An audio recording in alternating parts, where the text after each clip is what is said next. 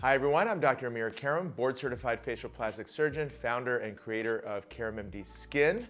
I specialize in facial rejuvenation, which basically means I help people look as young as they feel. And on today's episode of Skin School, we're gonna talk about, is it possible to look like you've got 30-year-old skin at the ages of 60 and 70? And what you can do now that will impact how your skin ages forever. And I want to preface this, if you're tuning in right now and just to pique your interest, skin is 100% in your control and you actually have full power over defying it. And I'm going to kind of give you a roadmap of what that looks like. A little backstory, as a facial plastic surgeon, I see thousands and thousands of people. I've been doing this for a long time, nearly 20 years, and you start to see trends. And one of the trends that I saw was that there is definitely a subgroup of people that have basically ageless looking skin. Very little pigmentation, supple, thick, great elasticity and bounce, clarity, vibrance, luminosity, all those things. And you look at that and you're like, wow, this person's 60, this person's 70, sometimes even older, and yet their skin hasn't aged.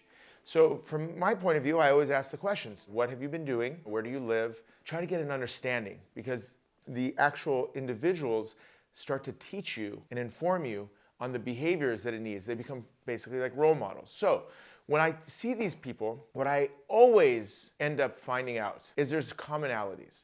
And the commonality comes down to this. And I'm gonna, for a second before we jump in, I wanna preface this by saying, absolutely there's genetic components to skin aging, of course, ethnic components, certain things, but everyone's skin will age. Everyone shares the same biology.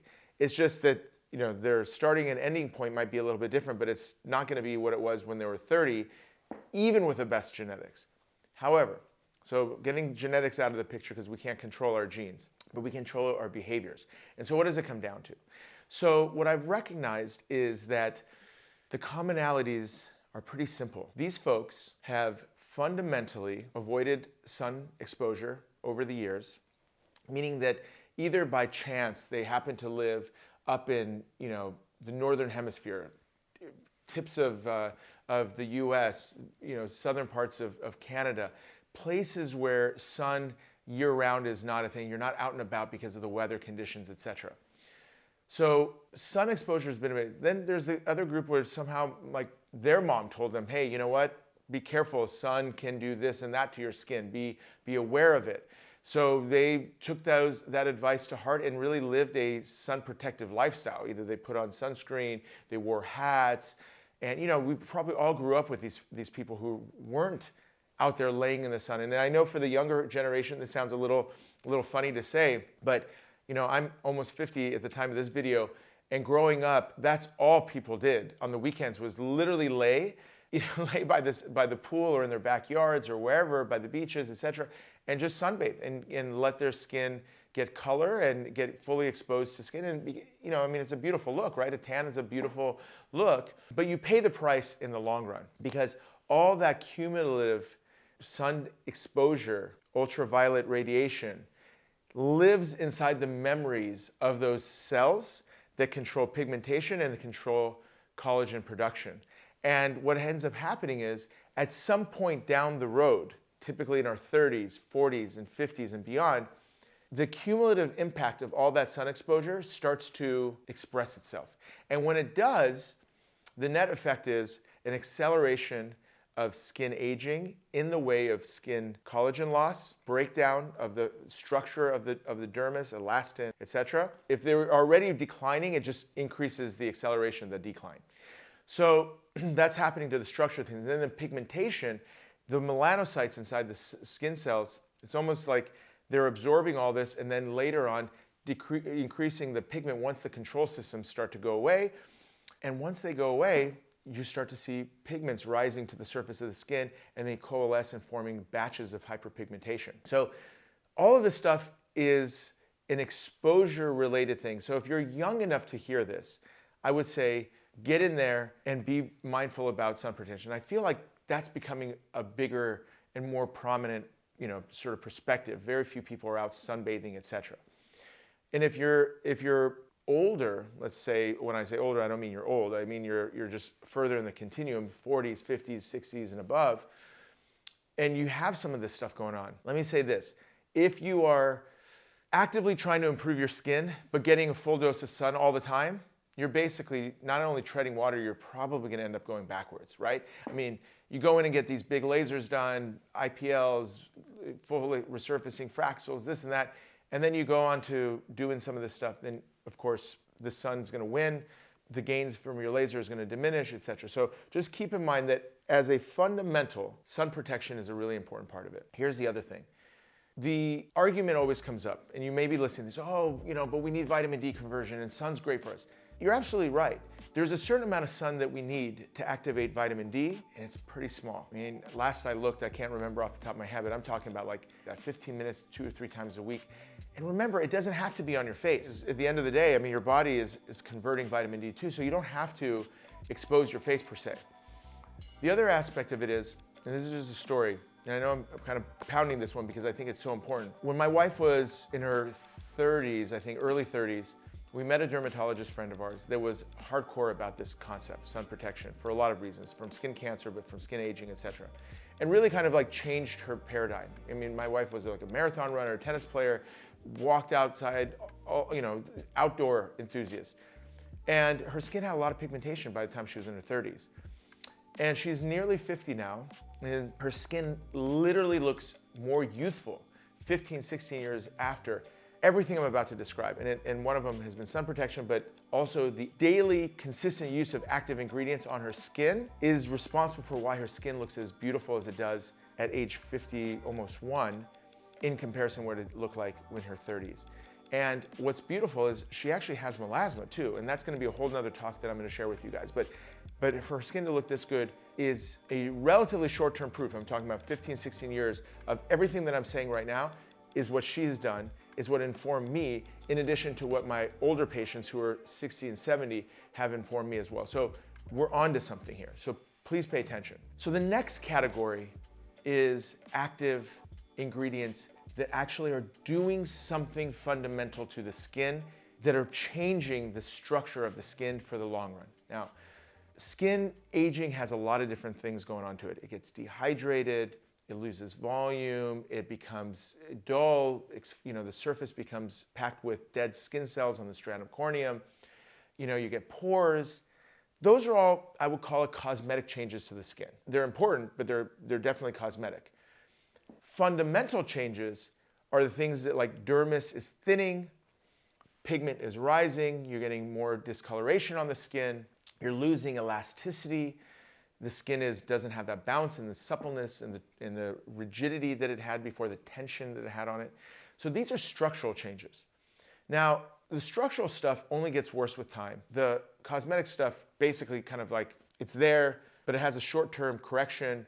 It can come and go very easily. You put on the right stuff on your skin improves shortly. You go get a chemical peel, your skin looks better. You get a exfoliation, your skin looks better.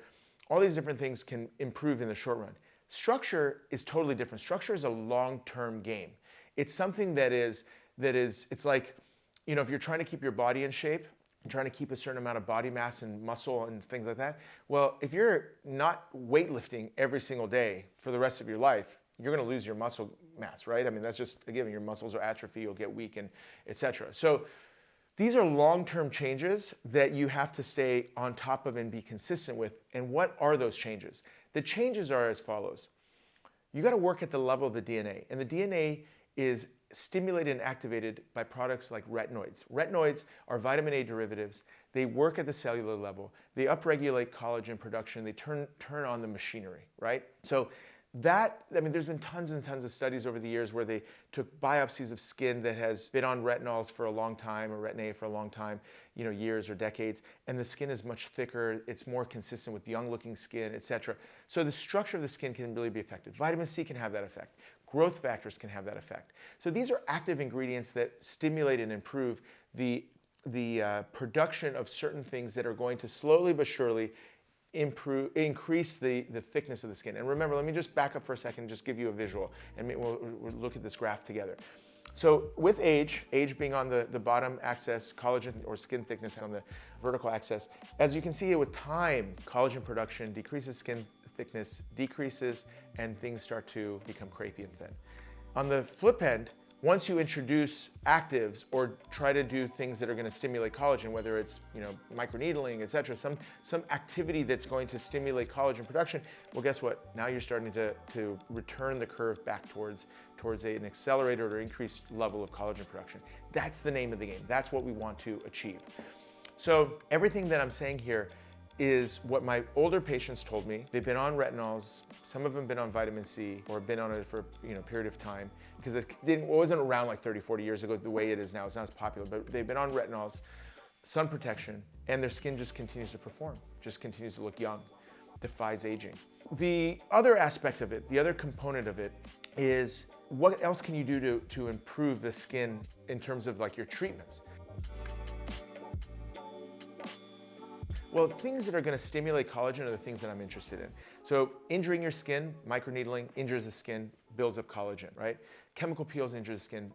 Light lasers stimulate and injure the skin. So things that are injuring it, but not really injuring it, not like trauma, right? But just giving the skin a sense that, oh yeah, we just had an injury, so then we need to build up collagen in addition to it. It's not scar tissue, it's just activity. It's not dormant anymore. Boom, you start to see things float up. Now, you don't absolutely need to do these things, but if you do them, consider them bonus. So collagen production, active ingredients like retinoids, vitamin C, growth factors, stimulating collagen, extra activity, injuring skin, building up collagen, those are things that are going to improve structure. Now, when it comes to pigment, this is where it gets interesting. We said the skin typically around the late 40s, right around, perimenopause, menopause, even 30s, you're going to start to see an accumulation of skin starting to happen. When it happens, it's coming in from the base layer of the skin, the deep layers of the skin. It floats up to the top of the dermis. These pigment molecules float up and then they coalesce. Then you go in and you do like a laser, you do a chemical peel and you wipe off a bunch. Well, guess what? There's more coming up. So 3-6 months later, there's more. Now you got to do it again, do it again. What you need to do is at the molecular level, at the cellular level, you need to suppress the production of melanin. And that's where it gets really interesting, because if you think about it like raking leaves from a tree in autumn, it's like week 1, you go in, you remove some, boom, you come back a week later, there's more leaves, you got to do it again, until there's finally no leaves on the tree, and then the cycle begins.